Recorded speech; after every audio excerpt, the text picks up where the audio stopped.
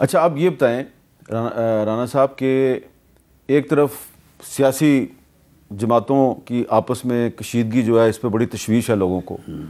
दूसरी तरफ हम ये देख रहे हैं कि एक पॉज आया था जुडिशरी में, जजेस जो हैं उनकी ग्रुप बंदी थी। हमारा ख्याल था कि शायद 26वीं आईनी तरमीम जो आप कर रहे हैं इसके बाद ये ग्रुप बंदी ख़त्म हो जाएगी।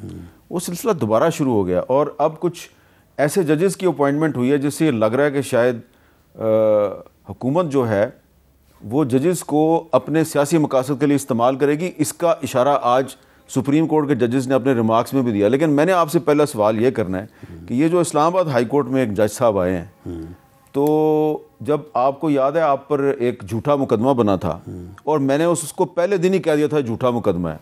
बिल्कुल ठीक है। उस वक्त जो साहब एक उन्होंने प्रेस कॉन्फ्रेंस की थी, उसका क्लिप मैंने कल भी चलाया था और मैं आज भी चलाऊंगा और मैं बार बार चलाऊंगा। सुने जरा। इस केस में राना सनाउल्लाह साहब के अदालत में ये चालान पड़ा हुआ है। हमारी जितनी एविडेंस है, जिसमें रिकवरी ऑफ 15 kg हेरोइन, जिसमें स्टेटमेंट इन्वेस्टिगेटिंग ऑफिसर की, रिकवरी के विटनेसेस हैं, 3 विटनेसेस हैं, उनकी स्टेटमेंट्स। इदारे ने अपना लीगली काम किया है, करता रहेगा। ये ऑफेंस अगेंस्ट पब्लिक है, सोसाइटी है, इसमें आप लोगों ने भी साथ देना है। ये 1 किलो हेरोइन 1000 बंदे को मारने के लिए काफी होती है, आप जहन में रखिएगा। ये बहुत सीरियस ऑफेंस है। अब ये राजा इनाम साहब जो हैं ये कल इस्लामाबाद हाई कोर्ट के जज बन गए हैं, तो अब मैं कैसे इनकी जजमेंट्स पे यकीन करूंगा? नहीं, देखें, ये वही वक्त था कि जब इन्होंने ये साबित कर दिया था कि वो जौहरे नायाब जो लोगों को बड़े मनसूबों पे फायज करता है वो इनमें मौजूद है। अच्छा, तो उसी वजह से मैं समझता हूँ कि उस जौहरे नायाब की शनाख्त अब हुई है।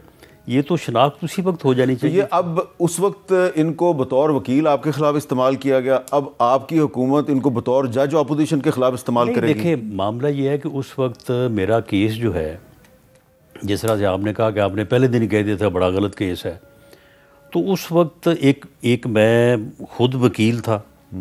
तो उस वक्त जो कुछ सीनियर वकला थे उनसे रब्ता किया गया। मैं ज़्यादा बहस में नहीं जाना चाहता। आपने केस होने से पहले, गिरफ्तारी होने से पहले मेरे शो में प्रेडिक्शन की थी कि मेरे खिलाफ ये साजिश हुआ। ये कि उन्होंने जब सीनियर वकला से रब्ता किया कि जी ये केस आप लें, तो 2-3 लोगों ने कहा कि जी हमारा ज़मीर जो है ना हमें इजाज़त नहीं देता, तो हम ये केस नहीं ले सकते। तो फिर जब उन्होंने राजा इनाम साहब से रब्ता किया तो उन्होंने अपने ज़मीर को ललकारा और पिछाड़ा उसे, और उस चैलेंज को कबूल किया और उस चैलेंज को इन्होंने निभाया। फिर तो अब जब आपकी हुकूमत ही ने तो इनको क्लियरेंस दिया ना? नहीं, हमने तो नहीं दी, वो तो जुडिशल कमीशन ने दी है। तो जुडिशल कमीशन में भी तो देखे ना, आपके लोग तो उसमें है ना, जुडिशल कमीशन में तो लोग हैं ना आपके। ये तो आप नहीं। तो मैं तो वही तो कह रहा हूँ कि एक आला मनसब के लिए जो कॉम्पिटेंस है वो इस आदमी में पूरी है।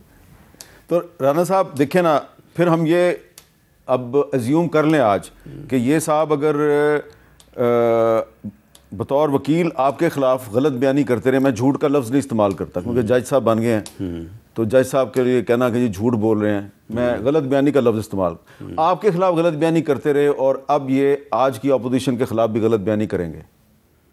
जी, इससे तो अपना मैंने तो कहा है कि उस वक्त इन्होंने जो है वो जिस तरह से कुछ वकाला ने कहा कि जी हम अपने ज़मीर के ख़िलाफ़ जो केस नहीं ले सकते, तो उन्होंने उस वक्त अपने ज़मीर को ललकारते हुए अब आप उन वकला के नाम नहीं ले रहे जिन्होंने इनकार किया था। मैं 2-3 को तो मैं भी जानता हूँ, ठीक है, और वो बहुत बड़े बड़े नाम थे ना। बिल्कुल ऐसे ही। तो इसलिए फिर आप सही कह रहे हैं कि तहरीक इंसाफ को चाहिए आपके साथ मुज़ाकरात करें, कहीं और मुज़ाकरात ना करें। नहीं, देखें, मुज़ाकरात तो जो है वो तो मैं तो एक सियासी कारकुन के तौर पे ये कहता हूँ कि पॉलिटिकल फोर्सेस को अपने मामला जो है वो टेबल पे बैठ के तय करने चाहिए। हम तो उस वक्त जब ये हमारे ख़िलाफ़ ये इन्होंने केसेस बनाए थे, हम तो उस वक्त भी ये कहते थे कि आएँ, बैठें, बात करें। उस वक्त अगर ये बैठ के बात कर लेते, अगर 25 जुलाई का बंदोबस्त हो जाता तो फिर 8 फरवरी का जो है ना वो किसी को गिला करने का मौका ना मिलता। तो अगर आप जो है वो 25 जुलाई के ऊपर आप कहते हैं कि नहीं जी ये तो सारा कुछ ठीक है, तो फिर आप जो है वो फिर आगे जाके तो इट मीन्स कि आप उस चीज़ को जो है वो जब आप अपने हक में हो तो उसको कहें कि जी ये दुरुस्त है, और जो जब आपके ख़िलाफ़ हो तो फिर कहें आपके गलत है, तो इस चीज़ को तो कोई नहीं मानता।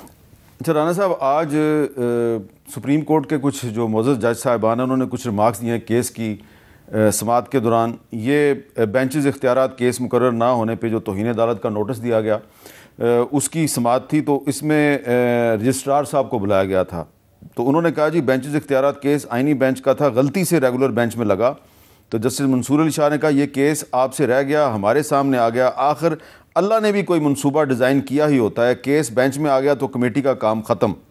फिर उन्होंने कहा कमेटी चलते केस वापस ले तो अदलिया की आज़ादी तो ख़त्म होगी ना, जहां महसूस हो फैसला हुकूमत के ख़िलाफ़ हो सकता है केस ही बेंच से आप वापस ले लेते हैं।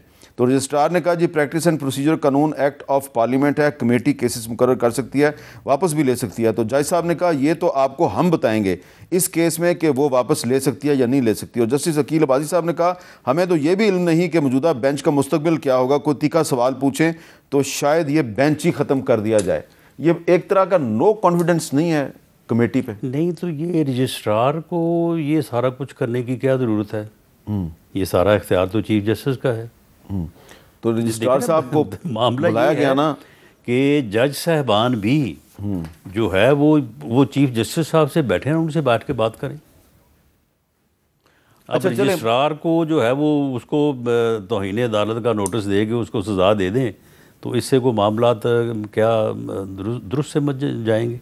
एक डिप्टी रजिस्ट्रार साहब जो है उनको उनके ओहदे से हटा दिया गया है। अच्छा चलें आप ये बताएं तो कोई बात ना हुई कि आज सेनेट का जो इजलास था उसमें हमने देखा कि शहरी रहमान साहबा ने एक बात की, इरफान सिद्दीकी साहब ने उसका जवाब दिया। ऐसा लग रहा है कि पीपल्स पार्टी और मुस्लिम लीग नून में काफ़ी फासले भी पैदा हो रहे हैं और तलखियाँ भी पैदा हो रही हैं। नहीं देखें, मेरा नहीं ख्याल कि ये फासले हैं या तलखियाँ हैं। देखें जो यानी किसी भी डेमोक्रेटिक पॉलिटिकल गवर्नमेंट में जो चीज़ें हैं तो वो उसमें फिर एक चीज़ का जवाब जो है वो, क्योंकि कौमी असम्बली में तो आप भी बैठे होते हैं ना, तो वहाँ पे पीपल्स पार्टी वाले खुल के कोई काम नहीं करते, वो पीटीआई वालों को इशारा करते हैं, वो कोरम की निशानदेही करते हैं और इजलास मुलतवी हो जाता है। तो नज़र तो आ रहा है हमें नहीं, लेकिन देखें मामला ये है कि पीपल्स पार्टी जो है वो ठीक है कैबिनेट में मौजूद नहीं है, लेकिन वो गवर्नमेंट का हिस्सा है। ये बात भी आपकी बिल्कुल दुरुस्त है और वो इनकार नहीं कर सकते इससे। अब एक बड़ा इंपॉर्टेंट सवाल है और वो ये है कि मेरे पास ये जजमेंट है आदल बाज़ई के मामले में, जो सुप्रीम कोर्ट की जजमेंट है।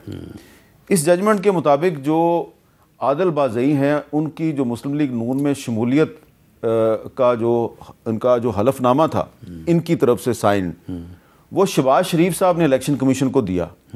सुप्रीम कोर्ट कहता है जी कि वो ठीक नहीं था, वो जाली हलफनामा था। आपको नहीं लगता कि शहबाज शरीफ साहब के लिए मुश्किल हो जाएगी अब? नहीं, वो जो हलफनामा था वो बिल्कुल दुरुस्त था। नहीं, सुप्रीम कोर्ट ने कहा जी, सुप्रीम कोर्ट ने बताया जी कि न सिर्फ ये कि कोयटा की एक सिविल अदालत में पुलिस इन्वेस्टिगेशन के बाद वो गलत साबित हुआ, बल्कि इन्होंने अदालत में गलत साबित हुआ कि वो हलफनामा जो है वो आदल बाज़ई ने दस्तखत नहीं किए और जिस ओथ कमिश्नर से उसको अटेस्ट करवाया गया उस ओथ कमिश्नर ने भी बयान दे दिया कि मैंने तो इसको अटेस्ट ही नहीं किया।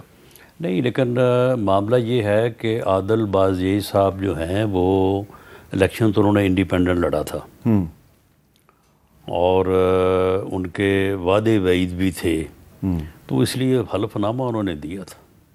वादे वईद भी थे जो आप कह रहे हैं, वो मैं बिल्कुल अच्छी तरह समझ रहा हूँ, लेकिन उनके वोट थे 20,000, उनका मुकाबले पे जो सेकंड उम्मीदवार था उसके JUI का था उसके थे कोई 12,000 और मुस्लिम लीग नून का था वो तीसरे नंबर पे था 2,500 और 8 फरवरी को इलेक्शन था और इनके इलेक्शन रिज़ल्ट की अनाउंसमेंट काफ़ी दिनों के बाद हुई थी।